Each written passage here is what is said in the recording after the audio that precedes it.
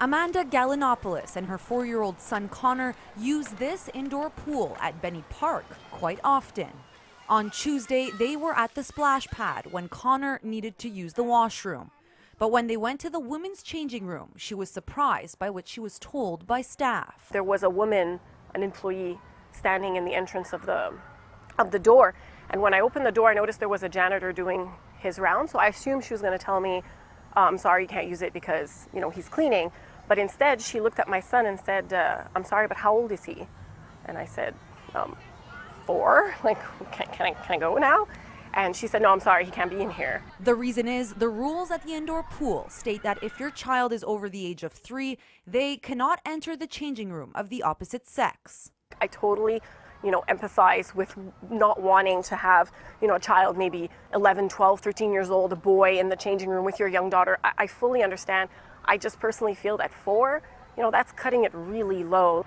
There is a family changing room here at NDG Pool, but with only 3 stalls, some parents say it's not big enough for the amount of people that need to use it. I was shocked. I expected it to be at least double the size if they're going to impose, such an odd restriction. And others say if the family changing room can't be made larger, the age limit should be revised. Most 3-year-olds I know do not get changed by themselves. A lot of them are still in diapers. Depending on the child, but that's much too young. So I think the age, if they want to have a restriction, I think the age should be brought up significantly, like, maybe even 7 or around there. The borough declined our request for an on-camera interview, but in an email to Global News, a spokesperson said, "We are not closed to the idea of amending this rule. However, we must be sure that it is a need experienced by many."